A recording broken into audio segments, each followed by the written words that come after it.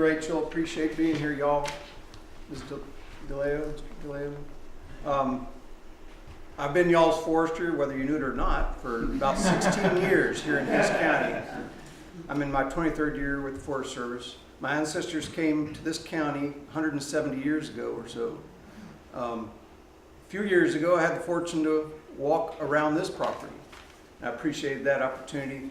Work with landowners, especially on oak wilt issues. From here up through formerly through San Saba. Where's my fellow forester who covers that territory now? Okay. Emily, there she is.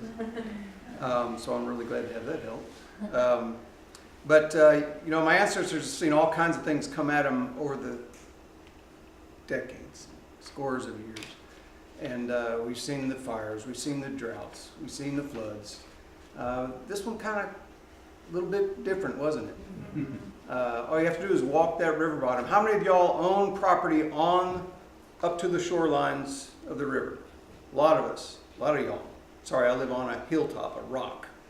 We seldom have flood issues, but boy, I do worry about wildfires when it's that season. It's starting to get a little crunchy out there, isn't it? We've had, what, 12 days without a drop? It didn't take long, did it? Golly. So I'm out there watering all my replantings over the winter months that I add to my property, make sure they're staying alive. The DeLeos have done incredible adding diversity to their landscape. We saw, what, 70 or 80 species. Paul Plata has had a participation, his guys, your contractor, working on a lot of the landscaping issues.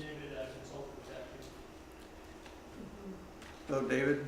I regret hearing that some of the pecans that I saw 7 years ago down on the river bottoms are now in Caldwell County.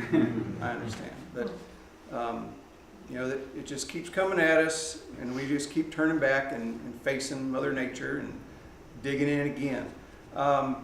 So how many of y'all that have the property, or how many of y'all walked down on to the banks of the river recently in the last week? I was fortunate to spend with some of your park board members a couple days ago, actually, half a day up and down in your park. 27 acres, I understand.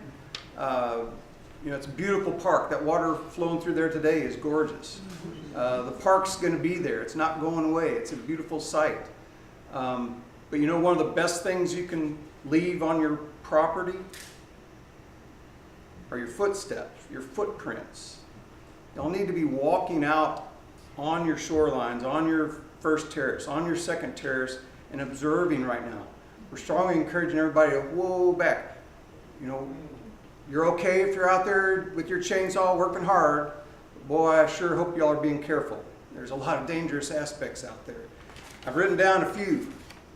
I went up and down that bank, and I understand Tracy says that it's a little different around this curve. Y'all got this great bend, this sweep, and the gravels came a-tumbling, laid out in different fashion. But with that high cliff down at your park, pushing the water up onto the first terrace, up on the second terrace, 20 and 30 feet up on those second terrace live oaks, amazing.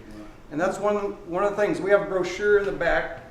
Hope y'all pick this up. We put this out the first week, trying to get some ideas out there. And I really like the first one, but it's off a little bit. We say, before you start, look up. And we're worried about those first few days, electric wires. You know, we were really worried about electric wires. So look up. But you know what? It's still holding true. My number one concern around these banks and where trees are standing is what's still hanging up in the tree. All that flotsam, all that debris up there. You know, we haven't had a roundtable discussion yet on what to do with that, but I know a lot of y'all are going to want to get it out of there. And that's okay, but know the mass that you're dealing with, the weight of those logs. You know, telephone poles, 30 and 40 feet up even in some places. It's amazing the tree even stood. Something out of Dr. Seuss almost.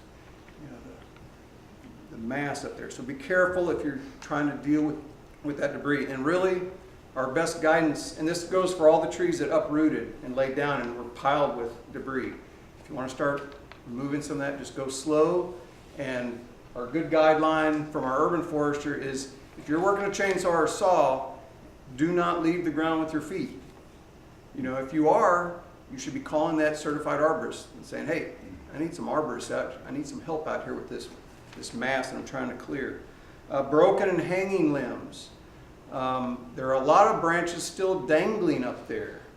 they're just going to decay slowly. In the next windstorm, I hope there's not a picnic table down underneath this nice cleaned out space now. I know we're dealing with a lot of different issues in the park. We're going to try to clean up a lot of that debris because kids are going to come down there and think that's a great place. I know I did it. That's a great place to climb. Man, that's a wonderful jungle gym out there. But so there are going to be other issues with cleanup. But certainly the river bottom, I'm sure there are going to be better experts speaking about the riparian zone. But we should probably be leaving everything intact on that first terrace, especially the bank that drops down to the rock bottom. I saw a lot of regeneration out there, natural regeneration. Trees that were 2 and 3 years old. They rolled down with that strong, along with the grasses, a lot of forbs. They bounced along with 30 foot of water above them, debris bouncing across, and they just stayed intact. The river receded, and they're back vertical. Those down in the direct river bottom, the willows, the sycamores, a lot of those were small enough diameter that they are going to straighten up over time. Any of y'all experienced the Onion Creek floods further south? You know, this rain event had it fallen 20 miles southeast. We would have tested those dams on St. Creek and Purgatory Creek. They would have come in good use down there. But I don't have a lot of good things to say about the cypress. I can point to research that's gone on for 50 years. Clemson University and Louisiana State, LSU University, in the same species of tree, but where they've gone in and harvested bald cypress, you know, it's a high value tree, and they've left a stump.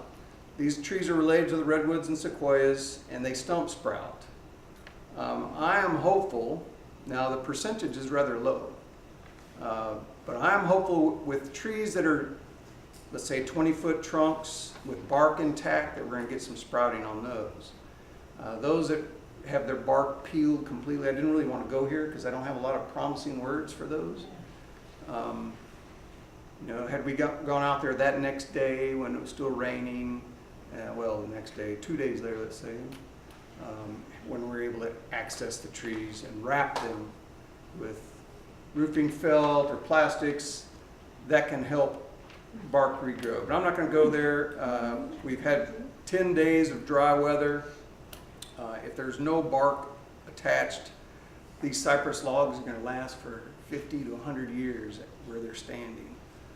Again, we will discourage y'all trying to upright some of these trees that look like they might still be alive if they're rather large trees.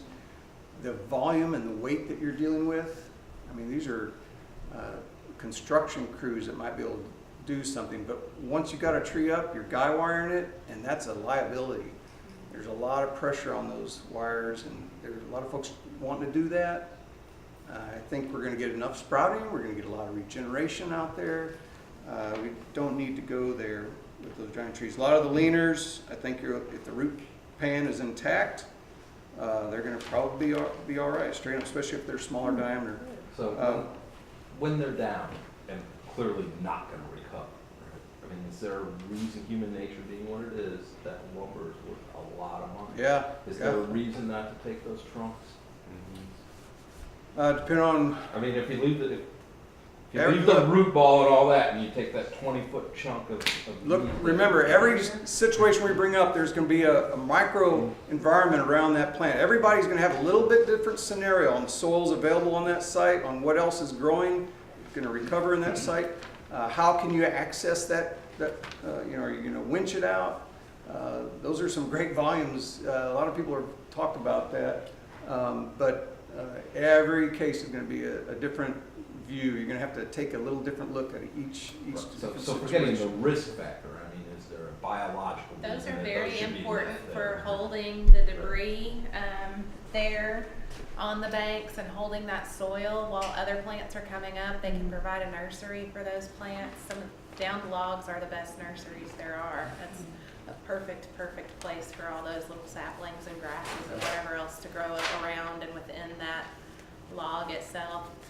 I mean, it's hard when you're looking at getting a little bit of money out of something like that versus letting the river heal. But the biggest concern there is that we're going rise in the river within the next year to 2 years. And if we are clearing all the way down to the riverbanks, we're gonna start losing land.